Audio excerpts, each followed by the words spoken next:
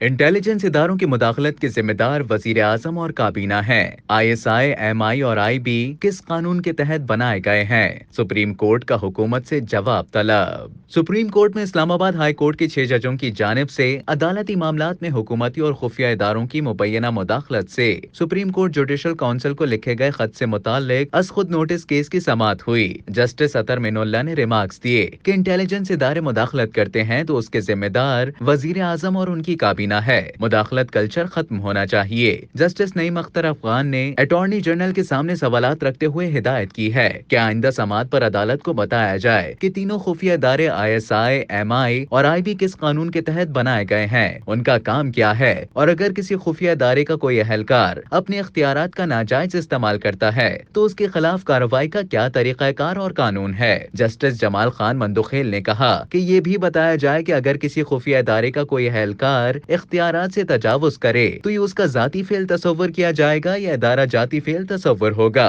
Justice अतर मिनुल्लाह ने remarks दिए हैं कि इस मामले में वाहिद इशू ये है कि किस तरह अदलिया की आजादी को यकीनी बनाया जाए ताकि इंतजामिया और खुफिया इदारे अदलिया को धमका न सकें और मुदाखलत के कल्चर का खात्मा हो सके। चीफ जस्टिस काजी फायज ईसा ने रिमार्क्स दिए हैं कि अदलिया को तय कर लेना चाहिए कि हम किसी सियासी ताकत, हुकूमत या हसास इदारे के हाथों इस्तेमाल नहीं होंगे। उन्होंने पूछा कि कौन सी चीजें हैं जो हाई कोर्ट के दायरे इख्तियार में नहीं आती हैं। तमाम हाई कोर्टों से तजावीज मांगी थी। जस्टिस याह्या आफरीदी ने खुद को बेंच से अलग किया है और इस हवाले से अपना एक अलहदा नोट भी जारी किया है। हर जज का नुक्ता नजर ही अहम है। उन्होंने कहा कि जस्टिस याह्या आफरीदी की जानिब से केस की समाअत से माजरत को आसान मामला न समझा जाए। उन्होंने मजीद कहा कि शायद लोग अदलिया की आजादी से ज्यादा अपने नुक्ता नजर के प्रचार में दिलचस्पी रखते हैं। ये इंतहाई तकलीफ दे था कि साबिक चीफ जस्टिस पर तनकीद के निश्तर बरसाए गए। अगर कोई अपनी मर्जी इस अदालत पर मुसल्लत करना चाहे तो वो भी मुदाखलत है और मुदाखलत अंदर से भी हो सकती है और बाहर से भी।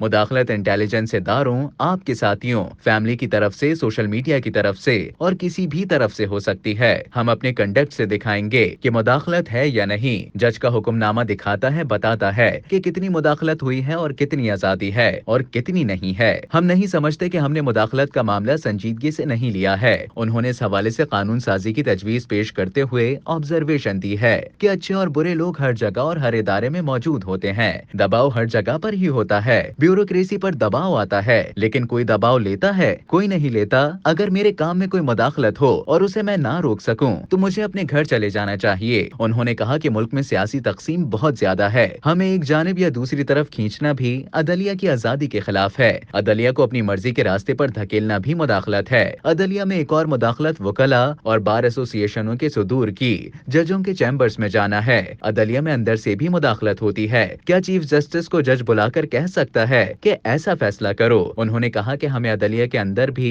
एहतिसाब की बात करनी चाहिए। मुदाखलत किसी भी किस्म की हो, उसका तदारुक होना चाहिए। अदलिया में खुद एहतिसाबी होनी चाहिए। मैंने बतौर चीफ जस्टिस ओहदा संभालने के पहले दिन कहा था कि मैं अदालती मामलात में किसी किस्म की कोई मुदाखलत नहीं करूंगा। मैंने जब से चीफ जस्टिस का ओहदा संभाला है उस दिन से लेकर आज तक अदलिया में मुदाखलत की कोई शिकायत सामने नहीं आई। इस मामले में सियासत नहीं होनी चाहिए कि फलां वक्त तक आंखें बंद रखें और फलां वक्त तक आंखें खोल दें। ये तो सिलेक्टिव एहतिसाब हुआ। उन्होंने कहा कि जब हम मॉनिटरिंग जज लगाते हैं और JIT बनाते हैं तो हम अदलिया की आजादी को कम करते हैं। सिलेक्टिव एहतिसाब बदतरीन एहतिसाब होता है। माजी में जो हुआ सो हुआ। अब सच बोलें, अगर हमें सिर्फ इल्जाम लगाने हैं तो हमारा कोई मुस्तकबिल नहीं होगा। जस्टिस अतर मिनुल्लाह ने रिमार्क्स दिए कि इस हवाले से नई कानून साजी की कोई जरूरत नहीं है। खुफिया इदारे वजीर आजम के मातहत हैं और वजीर आजम ही उनके हर काम का जिम्मेदार तस्वर किया जाता है। जस्टिस मंसूर अली शाह ने रिमार्क्स दिए कि आज सारी उलझने खत्म करने और अदलिया के गिर्द हिफाजती दीवार खड़ी करने का सुनहरा मौका है। दौरान समाअत अदालती मामलात में खुफिया इदारों की मुदाखलत के मामले पर फाजिल जजों की राय में इख्तिलाफात भी नजर आया। जस्टिस अतर मिनुल्लाह ने कहा कि 76 सालों से अदलिया और एस्टेब्लिशमेंट के माबैन ऐसा होता रहा है,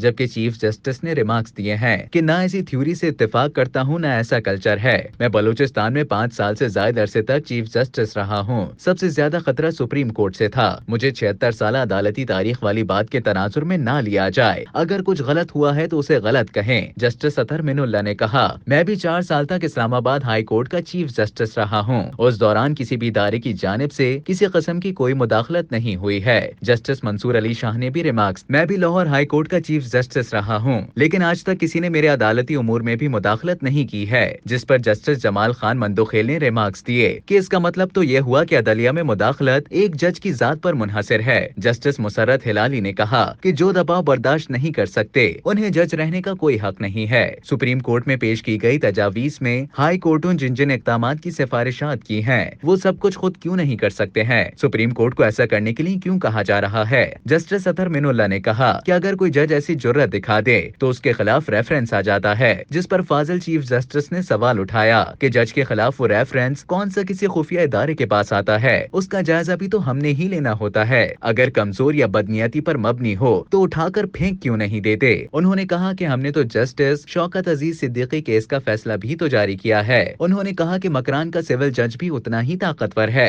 جتنا چیف جسٹس پاکستان ہے۔ انہوں نے کہا کہ مخصوص نتائج کے حصول کے لیے یہاں پر مخصوص اقدامات اٹھائے جا رہے ہیں، کچھ مقدمات میں بدترین احتساب کی مثالیں موجود ہیں۔ جسٹس منصور علی شاہ نے کہا کہ عدلیہ پر دباؤ ڈالنے کے بہت سے طریقے ہیں، جو دروازہ کھولے گا وہ مس کنڈکٹ میں جائے گا، لیکن جو دباؤ کے سامنے کھڑا نہیں ہو سکتا اس کے لیے کوئی میکینزم یعنی کہ طریقہ کار تشکیل دینا ہوگا۔ انہوں نے کہا کہ لاہور ہائی کورٹ کے ججوں نے کہا ہے کہ عدلیہ کے معاملات میں خفیہ اداروں اور حکومتی اداروں سمیت وکلاء کی مداخلت ایک کھلا راز ہے اور اب وہ جج سپریم کورٹ کی جانب سے دیکھ رہے ہیں۔ چیف جسٹس نے کہا کہ چیف جسٹس بننے کے بعد مداخلت کے حوالے سے مجھے یا میرے رجسٹرار آفس میں ایک بھی شکایت نہیں آئی ہے۔ انہوں نے کہا کہ ہم ماضی کی شکایات کا جائزہ لے رہے ہیں، ہمیں اب آگے بڑھنا چاہیے، ہم کسی سیاسی قوت یا کسی مخصوص ادارے کے لیے ہیر پھیر نہیں کرنے دیں گے۔ جسٹس منصور علی شاہ نے ریمارکس دیے کہ یہ سارا مقدمہ ہی عدلیہ کی آزادی سے متعلق ہے، عدالتی امور میں مداخلت نہیں ہونی چاہیے۔ ہائی کورٹ کے پاس توہین عدالت کا اختیار موجود ہے لیکن انہوں نے اسے استعمال ہی نہیں کیا ہے۔ انہوں نے کہا کہ سابق chief justice Iftikhar Chaudhry case, Benazir Bhutto case اور فیض آباد دھرنا کیس کی مثالیں موجود ہیں۔ انہوں نے کہا کہ یہ ایک ایسا کلچر ہے کہ خفیہ ادارے کی ریکارڈنگ کے خوف سے ایک کمرے میں نہ بیٹھو، ادھر بیٹھو کوئی سن لے گا، یہاں کوئی بات نہ کرو کوئی سن لے گا، بڑا بھائی سب دیکھ رہا ہے۔ جسٹس اطہر من اللہ نے کہا کہ یہ سب کچھ پچھلے 76 سالوں سے ہو رہا ہے، یہ ہماری اندرونی کمزوری ہو سکتی ہے۔ جج ایسے واقعات کو رپورٹ کرنے میں خوف کا شکار رہے ہیں۔